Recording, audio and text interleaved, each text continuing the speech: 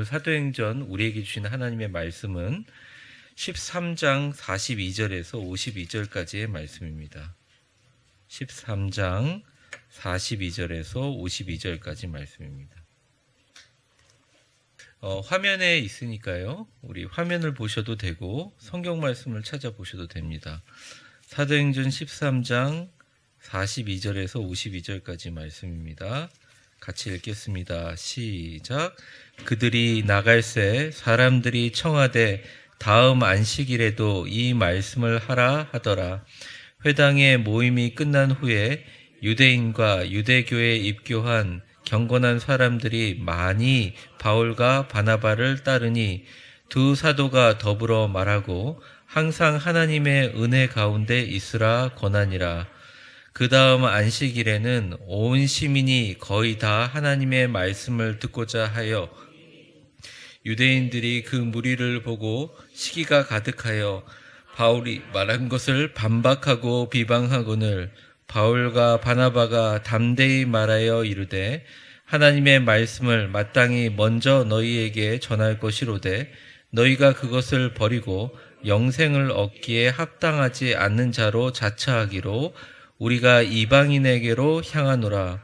주께서 이같이 우리에게 명하시되 내가 너를 이방의 빛으로 삼아 너로 땅끝까지 구원하게 하리라 하셨느니라 하니 이방인들이 듣고 기뻐하여 하나님의 말씀을 찬송하며 영생을 주시기로 작정된 자는 다 믿더라.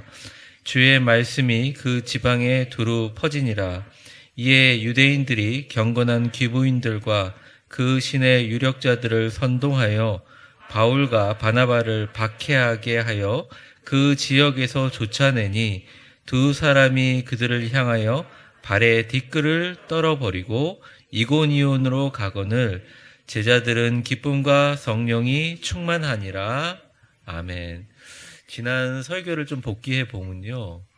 비시디아 안디옥까지 오면서 여러 가지 일들이 있었잖아요. 그리고 제가 이제 바울이 한 설교도 한번 다뤄줬고 또 이 바울을 따르던 사람 중에서 그 인물에 대한 설명도 했었는데 오늘은 이제 바울의 설교의 내용이 너무 길어서 설교는 다 들었다 치고 그 바울의 설교를 통해서 일어난 사람들의 반응과 또 적대자들, 반대자들, 비방하는 사람들의 반응과 그리고 그것을 어떻게 대처했는지를 보면서 오늘날의 교회와 우리의 선교에 대해서 같이 한번 생각해 보려고 합니다. 먼저 바울이 설교를 했는데 바울의 설교에 은혜와 감동과 흥분을 많이 했던 것 같아요. 그래서 바울이 조그만 회당에서 설교를 했는데 바울이 나가니까 사람들이 이러지 말고 다음 안식일에도 우리 온 동네 사람 다 모일 테니까 말씀 좀 전해주세요 라고 얘기합니다. 그게 42절인데 그들이 나갈새 사람들이 청하되, 그러니까 붙잡는 거죠. 꼭 다음 안식일에 와서도 이 말씀을 하라 하고 이야기를 하는 겁니다. 그리고 여기서 끝난 게 아니라 이제 회당의 모임이 끝났는데 43절 한번 보여주세요. 같이 읽겠습니다.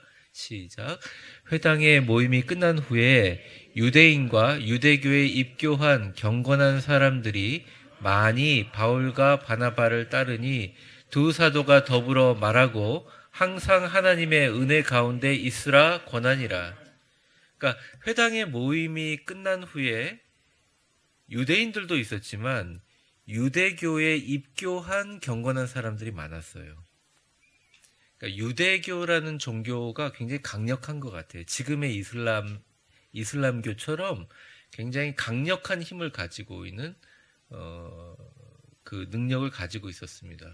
그래서 당시의 회당에 유대인들만 온 게 아니라 유대교의 다기가 종교적으로 입교한 경건한 사람들이 많이 왔다는 거예요. 근데 그 사람들도 바울과 바나바의 설교를 들어보니 예수 그리스도에 대해서 알게 되고 복음의 진리에 대해서 알게 됐다는 거죠.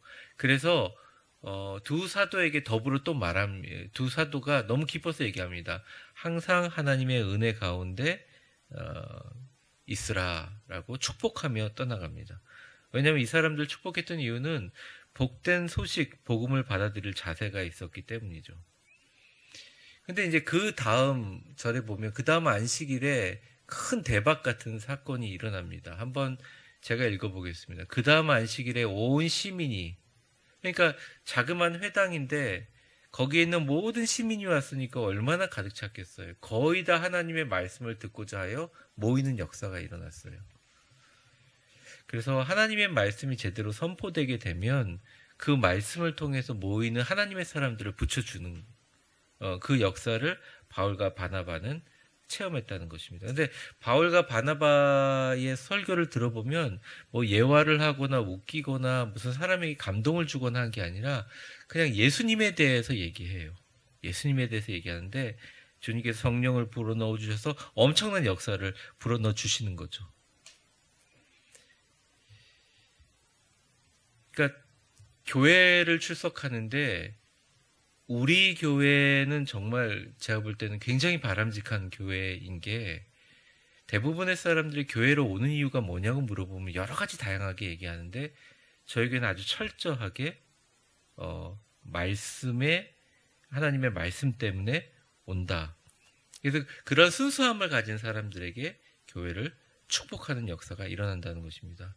그래서 사람들이 많이 모여서 너무 좋잖아요. 그리고 놀라운 역사가 이제 비시디아 안디옥에서 시작되면 여기서는 정말 복음의 큰 거처이거든요. 근데 여기서 사건이 하나 일어납니다. 45절인데 같이 읽겠습니다. 시작. 유대인들이 그 무리를 보고 시기가 가득하여 바울이 말한 것을 반박하고 비방하거늘. 유대인들이 기껏 다 개종을 해놨는데 사람들이 바울이 얘기하는 거 처음 들어보니까 유대교 역사를 얘기하는 것 같다가 들어보니까 예수님에 대해서 막 얘기를 하는 거예요. 그리고 그 예수를 누가 죽였냐? 유대인들이 죽였다고 얘기하는 거예요.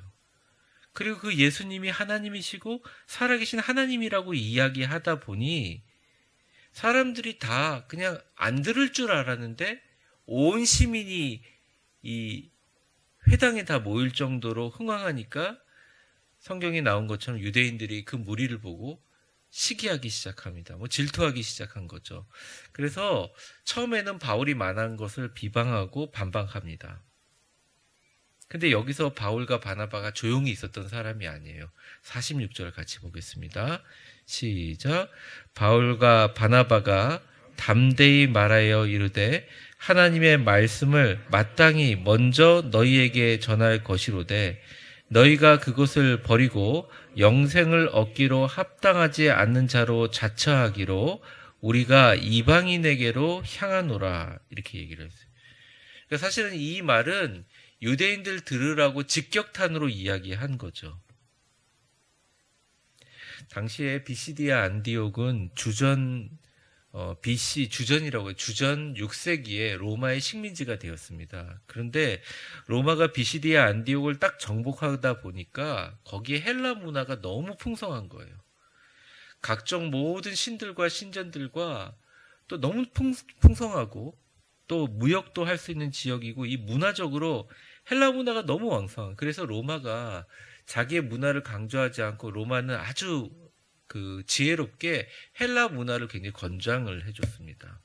근데 헬라 문화의 특징이 뭐냐면 다신들이에요. 다신. 여러분들 그리스 신화라든지 그런 걸 보면 정말 신들인지 사람인지 헷갈릴 정도로 많은 캐릭터들을 가지고 있잖아요. 그런데 그 다신교들이 흥왕하면서 많은 지성인들과 생각들이 처음에는 헬라 철학이 갖고 있는 지성의 최고, 지금도 사실 헬라 철학이 그늘에 있잖아요. 그런 철학과 그리스 철학에 대해서 되게 몰입하다가 지성인들이 자꾸 돌아서요. 왜 돌아섰냐면 그 똑똑하고 그 정말 지성적인 사람들 가운데 그 안에 포함되는 것이 굉장히 문란한 어떤 성생활, 그런 것들이 성적으로 너무너무 타락한 모습을 보여줍니다. 그러니까 그 당시 기록들을 강단에서 옮기기가 힘들 정도로 너무너무 타락했어요. 지금 보여지고 있는 동성애 문제에서부터 입에 담을 수 없는 그런 것들이 목욕탕에서부터 신전에서 막 이루어졌고 그 당시에 있는 남편들이 어떤 부인들도 아예 포기를 한 거죠. 왜냐하면 신에게 섬기러 간다, 여신을 만나러 간다는데 막을 이유가 없잖아요. 그 정도로 나빠지다 보니까 그냥 중하류층에 있는 여인들은 별 어떻게 할 수가 없잖아요. 그런데 당시에 이제 여기에는 귀부인이라고 표현되어 있는데, 귀부인이라 그러면 우리가 무슨 보석 차고 이렇게 좋은 옷 입고 이런 걸 생각하잖아요. 근데 그게 아니라 그 당시에 로마 황제가 이방인들 중에서 그 비시디아 안디옥에 정말 똑똑하고 정말 명망 있고 지성과 또 학식을 갖춘 여인들을 아예 그 뭐라고 하나요? 행정관이나 주요 경기의 대회장으로 여자분들을 임명해 버렸어요. 그러니까 그 사람들의 힘이 갖고 있는 힘은 막강했습니다. 그러다 보니까 유대교에 있는 사람들이 최선을 다해서 그 기부인들을 전도하려고 애를 많이 썼거든요. 근데 유대교가 전도가 먹힌 게 뭐냐면, 유대교는 도덕관념이 당시에 있는 헬라 종교들보다 훨씬 더 도덕관념이 있는 거예요. 일단은 가정에 충실하라고 얘기하고, 그러니까 이게 굉장히 매력적인 거죠. 그래서 그 회당에도 유대교로 개종한 귀부인들이 참 많았다는 거예요.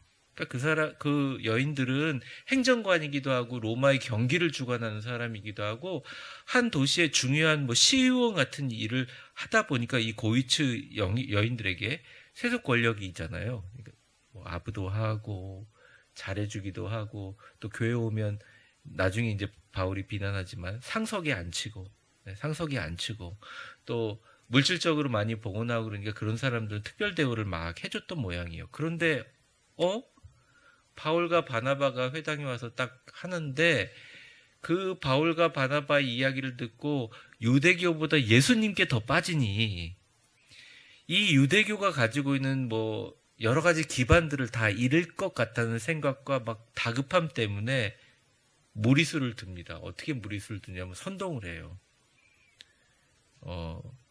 이 고위층 여인들을 선동합니다. 그래서 그냥 50절을 일단 넘어가 보면, 50절이 뭐냐면, 이에 유대인들이 경건한 귀부인들과 그 신의 유력자들을 선동하여 바울과 바나바를 박해하게 하여 그 지역에 쫓아내 버립니다.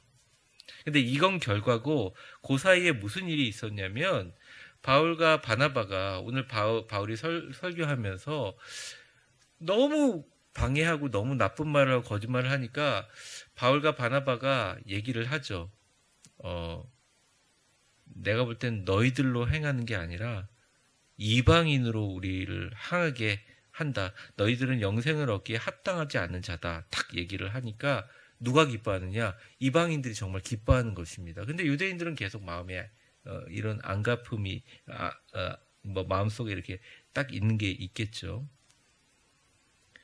특별히 그 기부인들이 선동된 것은 하나의 그 굉장히 중요한 건데요.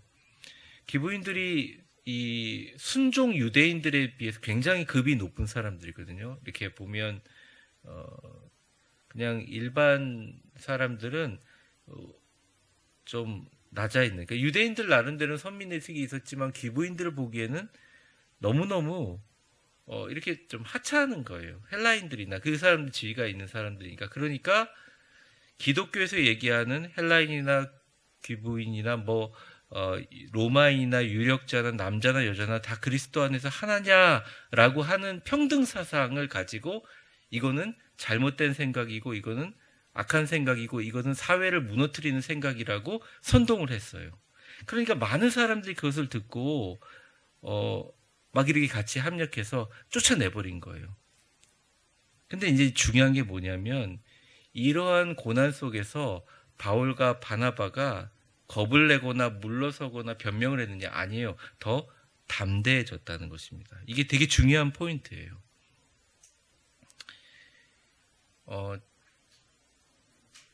세계에서 목회자가 자기가 갖고 있는 어떤 그 교회에서 주는 사례비 걱정하지 않고 자녀 교육서부터 이 생활이 보장되는 몇 개 나라가 있어요. 그 중에 하나가 독일입니다. 왜냐하면 독일은 기독교 국가이기도 하고, 독일 사람들은 아예 세금을 그런 데 쓰라고 세금을 따로 떼요. 종교세라고. 그러다 보니까 독일 사람들이 굉장히 종교심이 있죠. 그리고 지금 신학대학 교수님, 은퇴하시는 교수님들 대부분 독일에서 신학을 공부했고, 독일에 교회가 엄청 많습니다. 여러분들 독일에 가면 진짜 교회밖에 안 보여요. 너무너무 큰 건물이고 1000명에서 10,000명 정도 들어갈 교회들이 우글우글한데 사실은 교회가 사람이 없어요.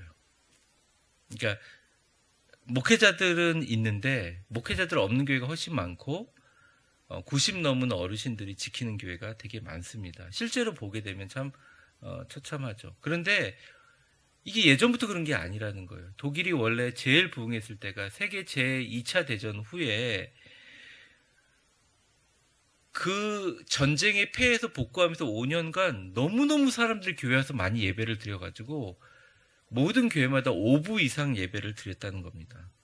사람들이 꽉 차고 여유 있는 상황에 1년에 한두 번씩 예배를 가는 지금의 독일 사람들하고는 완전히 다르다는 거죠. 제가 이 말씀을 드리는 게 뭐냐면 참 이게 아이러니인데 하나님이 복을 주셔서 그 기독교 국가로 시작해서 그 민족을 정말 부흥하게 하고 만들고 하나님이 은혜를 주셔서 잘되게 한 강대 국가들, 그리고 경제적으로 완전히 모든 국민들이 흐트러짐 없이 기반을 잘 갖춘 나라일수록 하나님 앞에 예배를 하거나 종교적인 기독교는 그냥 크리스마스, 부활절 한번 나가주는 거죠.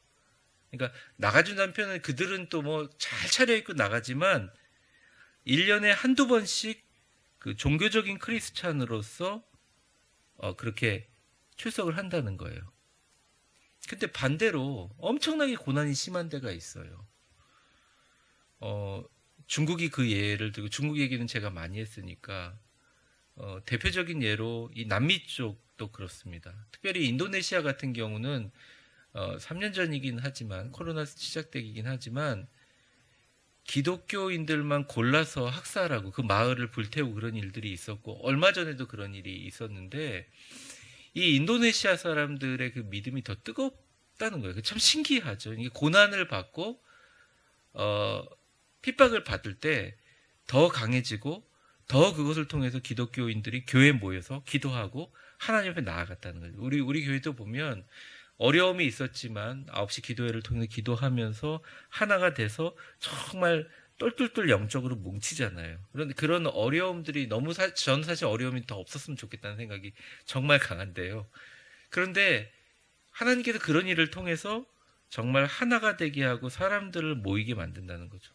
남미에도 가장 기독교를 핍박하는 나라에 2만 명이 넘는 교회들이 막 생기고 있어요. 정말 장관이라고 하더라고요. 뭐 10,000명 정도의 사람이 서서 찬양을 하는 그런 모습이 우리나라에는 없잖아요. 그런 교회가.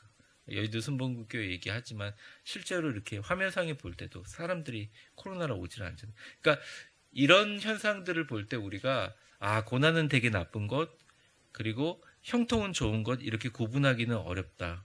특별히 선교에서는 그렇다는 것입니다. 핍박과 고통 중에 그 여러 가지 종류가 있는데 죄 때문에 당하는 고통도 있어요.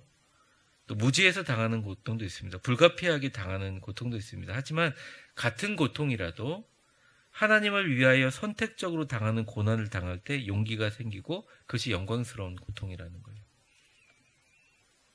오히려 고통을 당하면서 선교가 더 활성화되고 더 담대해지고 더 용기 있게 되고 더 자신 있게 되고 더 활력 있게 복음을 바울과 바나바가 힘차게 전했다는 것입니다.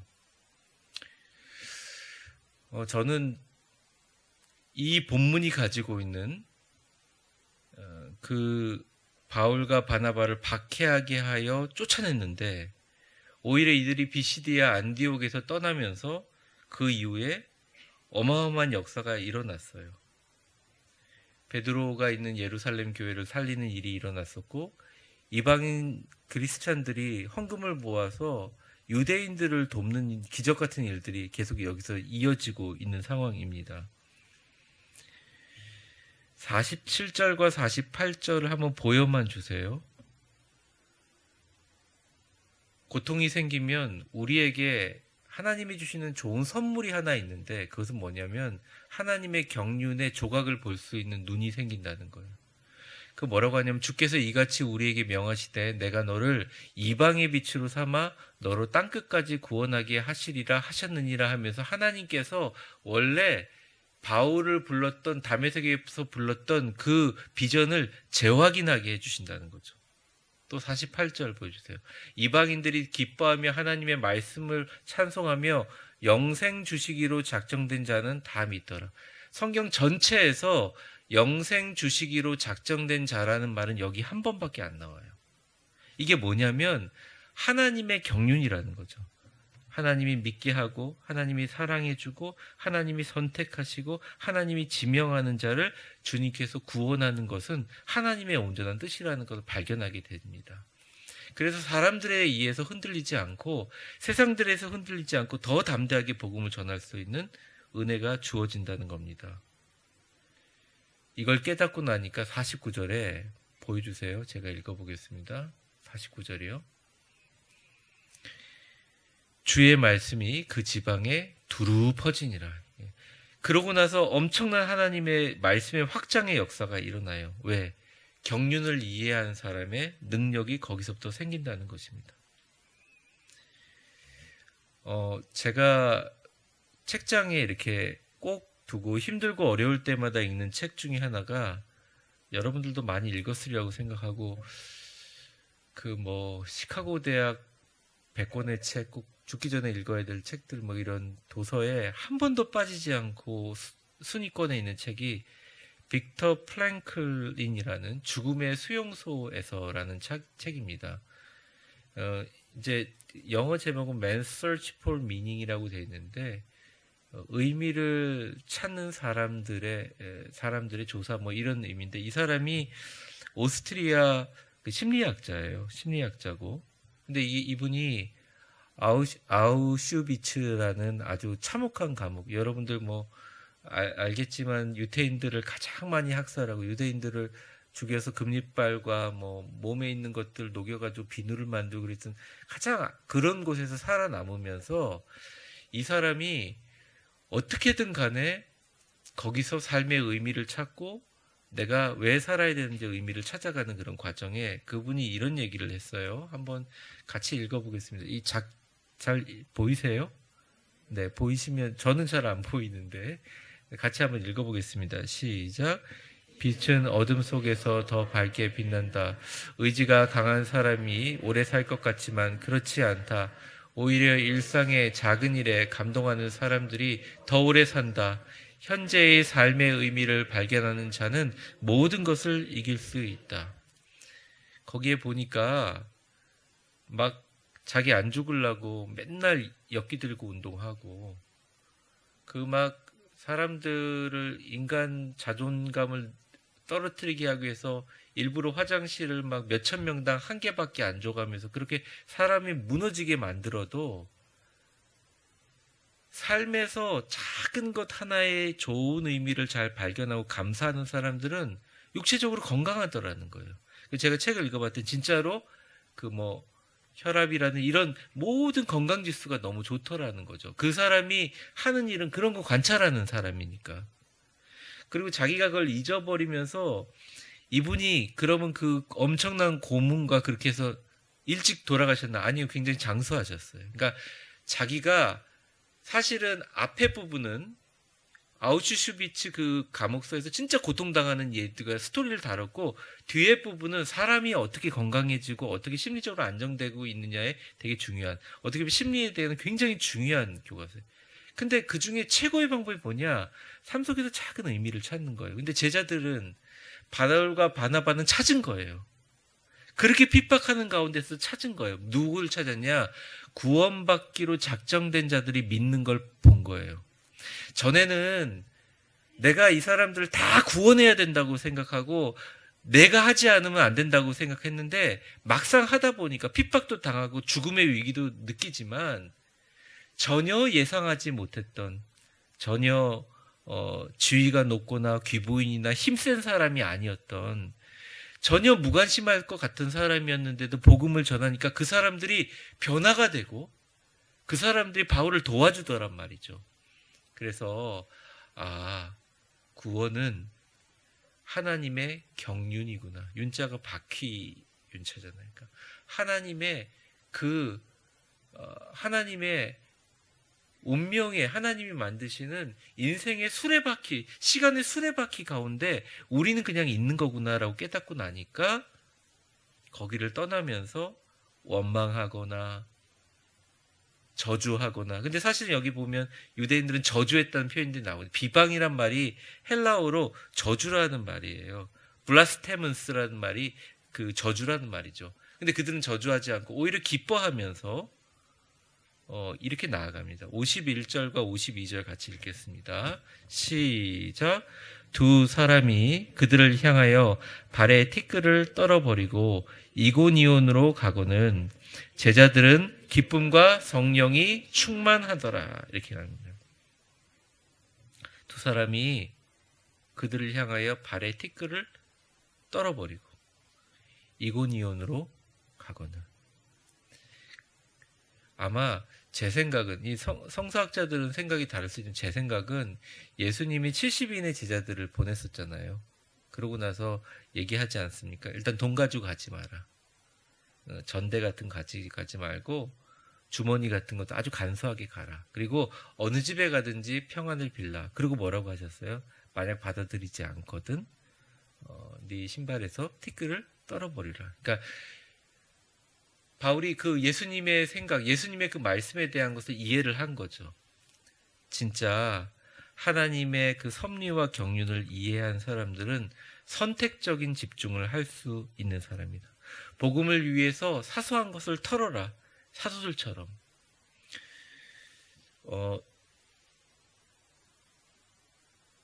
저뿐만 아니라 우리 여기 오신 분들 신경 쓸 게 많을 거라고 생각합니다. 저도 내일 이제 신년 할애회 노회 가고 노회 회의를 하는데 뭐 사람들 모인 곳이 그렇듯이 신경 쓸 일이 있어요. 여러 가지가 있는데 어쨌든 가장 중요한 걸 집중해야 되죠. 목회자는 가장 먼저 교회를 생각하는 게 맞아요. 왜냐하면 주님께서 그거 하라고 보내셨으니까. 우리 직분자들은 주님과 교회에서의 만남과 예배, 아주 기본적인 하나님과의 관계에 집중하는 게 맞아요. 그리고 하나님께서 충성되이 여겨 직분을 세워주신 것은 죽도록 충성하라고 우리에게 하신 거예요. 근데 그러한 아주 중요한 본질에 집중하기 위해서 사실은 우리의 건강이나 주변의 소리나 나랑 관계를 갖고 있는 사람이나 세상에 대해서 조금 사소한 것들은 사도들처럼 털 수 있어야 된다.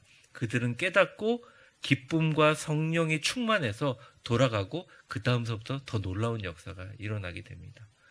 그때 복음을 믿기로 작정된 사람들이요, 바울과 바나바를 살해하려고 쫓아오는 모든 자객들이나 그런 정보들을 알려주고 바울과 바나바가 바울이 특별히 네로에게 순교당하기 전까지 더 많은 지역들을 복음화할 수 있도록 도와주게 돼요. 말씀을 정리해 보겠습니다. 저는 이거는 두 가지 포인트다라는 생각을 해요. 첫 번째, 우리의 핍박과 고난이 없을 수 없어요. 그리고 그게 어떤 누구의 의도일 수도 있지만 또 상황일 수도 분명히 있다고 생각합니다. 우리의 핍박과 고난 가운데 비시디아 안디옥의 고난과 아픔이 있더라도 우리는 하나님의 섭리와 하나님의 뜻 때문에 당하는 거라면 기쁨과 성령이 충만하여 털어버릴 수가 있다. 이게 첫 번째 포인트입니다. 두 번째는 어떠한 어려움도 아무리 사람들이 그렇게 해도 하나님 나라가 성장하는 것을 무너뜨릴 수가 없어요. 성령님이 주신 기쁨을 빼앗을 수가 없습니다. 저희 교회도 마찬가지라고 생각합니다. 저희 교회가 그동안 저뿐이 아니죠. 여기 있는 모든 분들이 눈물로 기도하면서 순간순간 기도하면서 이루어가고 하나님 앞에 정말 눈물을 흘리면서 아름답게 세워져 가는 우리 위대한 교회에 우리 성도들이 정말 알곡들이잖아요. 말씀을 정말 사모하고 이 음성 큐티 전달해서 제가 좀 복음의 도구로 쓰이기를 원한다 그러니까 목사님 전도지처럼 사용했어요 막 이러면서 이런 카톡을 받을 때마다 너무 마음이 흐뭇하고 되든 안 되든 간에, 그리고 그분이 그걸 받고 다른 교회를 가든 너무 감사하고 좋은 거예요. 근데 우리가 이렇게 쭉 올라오고 하나님의 뜻대로 세워지는 건 너무 쉬운 일이지만, 때때로 바람이 불고 힘들고 어려운 일이 생길 때 우리가 어떤 포지션을 갖춰야 되는가?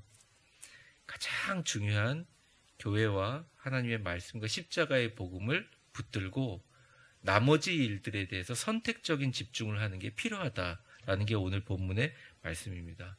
근데 이게 누가 가능하겠느냐? 왜 기분이 안 나쁘겠어요? 그렇게 자기들한테 엄청나게 모이고 했는 사람들을 얼마나 억울하겠어요, 제자들도. 그렇죠? 바울과 바나바가 얼마나 마음이 아프겠어요. 잠이 오겠습니까? 힘들고 어려운데 기쁨과 감사함으로 떠났던 이유는 거기에 두 글자가 있어요. 성령이 충만하여 라고 나와 있습니다. 제가 송구 영신 예배 때 기도하다가 제가 마무리 얘기하면서 우리 교회가 올해 땅이 있었으면 좋겠습니다 이렇게 얘기하신 거 기억나시죠? 전혀 설교를 준비하지 않고 했던 건데 그렇게 얘기하고 나니까 제가 마음속에 아주 강력한 그런 열망이 생겼어요. 우리가 땅을 구입하게 될지 아니면 또 이 자리를 옮겨서 더 크게 발전할 수 있는 장소로 갈 수 있을지 저는 미래는 모르지만 적어도 우리 성도들이 올 2023년에 우리 직분 받은 사람들 모두 다 그리고 여기 있는 분들 모두 다 합력해서 좋은 땅을 하나님 주실 걸 기억하고 적어도 그 땅에 가가지고 밟고 다니면서라도 기도를 하면서 마음으로 우리 성도들이 강력하게 소망하고 기도하면 하나님이 이루어 주시지 않을까 이런 생각이 듭니다. 진짜 제가 기도하고 있고 간구하고 있는데 우리가 인간적인 방법으로 생각해보고 누구를 만나고 어떤 업자들을 하려고 해도 하나님이 먼저 우리 마음 깊숙이 하나님의 경륜에 대해서 인정하면서 이렇게 기도하면 하나님 꼭 주실 줄 믿습니다. 우리 교회가 정말 하나님 은혜 안에서 제가 다산 지역 여기 지역 보면서 이렇게 아이들이 많은 도시 구리시나 이렇게 남양주나 이렇게 많은 도시에서 우리처럼 이렇게 교육부가 정말 열심히 사명 걸고 하는데 교회를 얘기하면 교회가 어디예요? 물론 요번에 트리를 달아가지고 그 예쁜 트리 있는 교회 했는데 그리고 왔다가도 사실은 이게 교회 건물상에 보이는 그런 것들이 있잖아요. 이렇게 새 지역에 투자를 해서 좋은 교회를 해가지고 사람들이 많이 모였다가 또 요즘에 시대가 그렇기도 하고 코로나가 오기도 하고 또 하나님의 말씀에 대해서 갈급함을 못 채우니까 또 막 떠나고 흩어지면서 다른 데로 이동하는 성도들을 보면서 우리 교회만 잘 되자는 얘기가 아니라 하나님께서 우리 교회에게 은혜를 주신다면 진짜 돈이 아니라 하나님이 우리가 생각하기에 기적 같은 일이 일어나서 정말 우리 성도들이 막 고통당하지 않고 막 부담 갖지 않고 진짜 그러한 역사가 하나님이 올해 주실 것 같다는 마음이 막 샘솟는 거예요. 그래서 제가 요번에 받은 말씀 카드도 그렇고 막 될 것처럼 그런 말씀 카드를 제가 받았어요. 그래서 기도하고 있는데 여러분 마음을 같이 모두어서 우리 목회자들 최선을 다해서 팀을 이뤄서 하는데 조금 어려움이 있더라도 우리 모두 다 합력해서 하나님의 크신 일들을 같이 이뤘으면 좋겠습니다. 근데 그 목적이 분명하잖아요. 우리가 어려워도 그 목적은 하나님의 복음이 흥왕하여지기를 원하는 것이다. 그래서 진짜 음성퀴즈 노트를 주고 사람들이 은혜를 받아서 누가 봐도 구리시나 남양주에 그래도 건물 크기를 떠나서 누가 봐도 교회 같은 건물에 주차를 하든 버스를 타든 들려서 한 번쯤 많은 사람들이 방문해 볼 수 있는 그런 비전과 그런 은혜를 우리 직분자들이 좀 많이 참석한 이 수요예배에 꼭 나누고 싶었어요. 오늘 같이 기도해 주시면 감사하겠습니다. 오늘 바나바와 바울 얘기를 했는데 고난 가운데 더 담대해지고 주님께서 역사하실 줄 믿습니다. 우리 잠깐 기도하는 시간 갖겠습니다. 두 가지 기도 제목 갖고 한번 기도하겠습니다. 첫 번째는 오늘 말씀을 갖고 같이 기도하는 시간을 가지려고 해요. 우리 성도들에게 고난이 있는데 표현을 못 하시는 분들이 많습니다. 보면 너무 경제적으로 어려우니까 성도들이 많이 지쳐 있어요. 아픔이 있어요. 그리고 이 성도들이 교회가 세워져 가면서 그 조그만 아픔들이, 상처들이 완전히 사라진 게 아니라 잔재해 있기 때문에 틈들이 있다는 말입니다. 우리 목회자들이, 어쩌면 우리 사실은 직분자들이 더 그것을 메꾸기 위해서 평화의 사람으로, 하나님의 사람으로, 말씀으로 서야 하고, 또 우리 목회자들은 말씀만 붙들고 말씀만 열심히 전하고 같이 이런 일이 이루어나야 되는데 때때로 핍박과 고난이 있을 수 있습니다. 비시디아 안디옥의 고난 사건처럼 바울과 바나바가 엄청난 고난을 당하고 쫓겨났지만 기쁨과 성령이 충만하여 발에서 먼지를 떨어버리고 힘차게 다른 선교지로 달려갔던 것처럼 이제 우리 교회가 벌써 5년이 됐고 이 상가 건물에 입주하면서 십자가 없이 그래도 구리시에서 10손가락 드는 교회로 성장해 가고 있는 이 교회가, 여러분 정말 이제는 하나님 새로운 지평을 열어달라고 기도하고 싶습니다. 우리가 갖고 있는 이곳을 벗어나서 하나님 말씀대로 정말 아름답게 예배할 수 있는 곳, 그리고 많은 사람들에게 더 좋은 소문이 나고 더 좋은 은혜가 있는 곳, 그리고 정말 교회가 부흥해서 진짜 퀄리티 있고 좋은 목회자들, 정말 하나님의 은혜 안에서 그런 분들이 많이 와서 우리 또 직분자들 아름답게 세워져서 우리 교회가 이번 2023년 한번 화이팅하고 같이 몸부림치며 우리 교회의 미래를 위해서 같이 기도할 수 있는 그런 교회 되게 해달라고 우리 주여 한번 부르고 같이 기도하겠습니다. 주여, 사랑과 은혜가 충만하신 하나님 아버지, 간절히 기도합니다. 주님, 우리 교회에게 땅을 주시옵소서. 주님이 주시는 축복의 땅을 허락하여 주시옵소서. 비시디아 안디옥을 떠나며 발에 먼지를 떨어버리고 다시 한번 하나님이 주시는 놀라운 땅으로 걸어갔던 바나바와 바울을 기억합니다.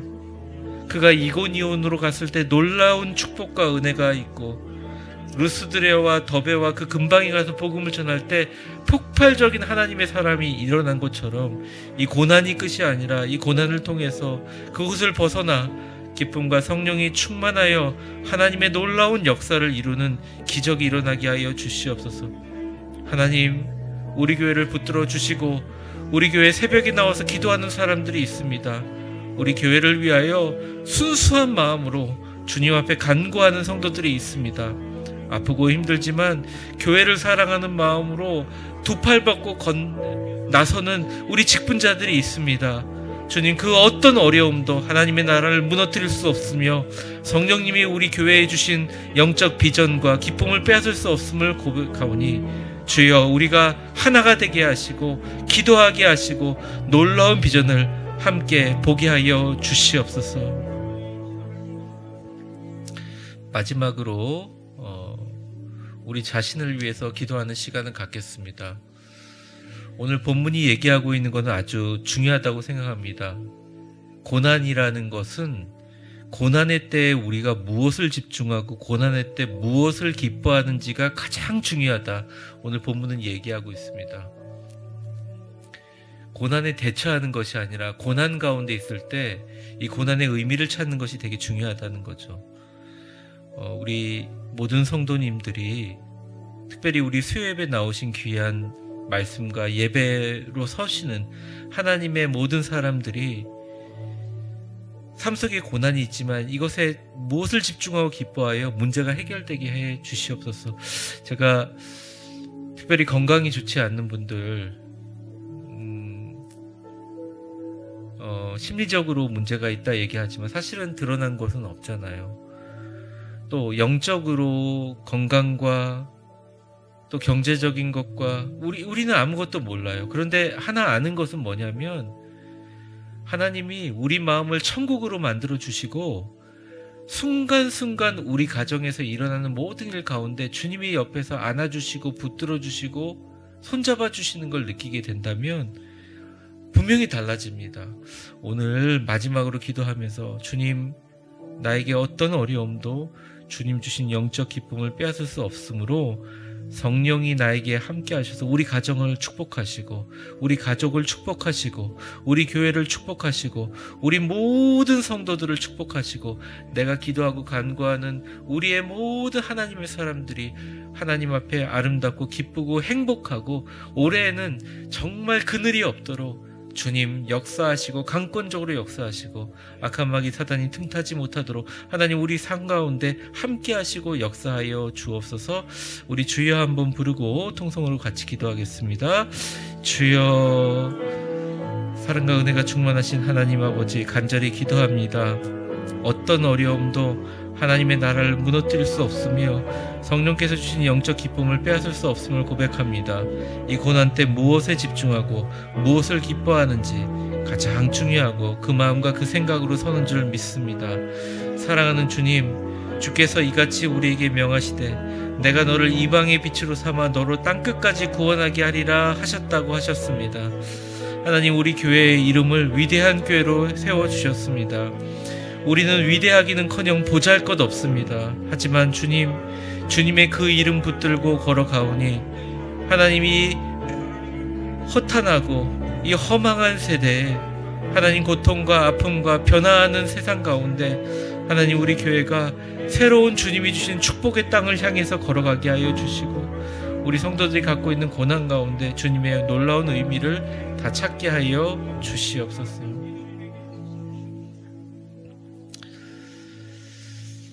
사랑과 은혜가 충만하신 하나님, 기도합니다. 우리 성도님들 수예배 나왔습니다. 또 새벽마다 깨우며 간구하고 기도합니다.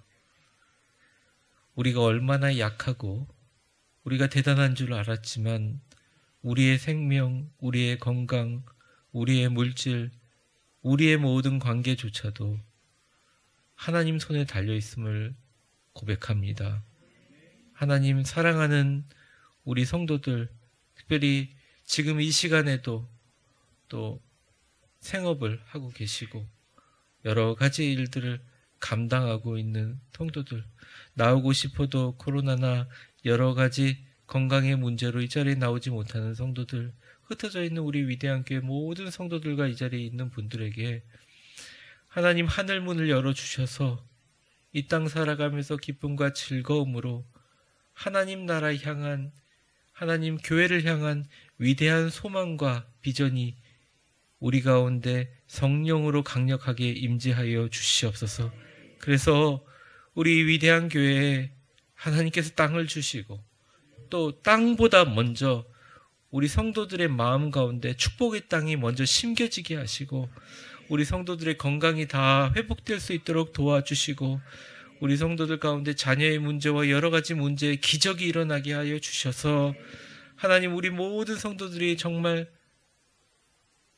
기쁜 마음으로 먼저 나서는 적극적인 마음으로 하나님을 찬양하고 뜨겁고 가득 차 넘치는 이곳 그리고 앞으로 주님 주실 축복의 땅이 되게 하여 주옵소서. 예수님의 이름으로 기도합니다. 아멘.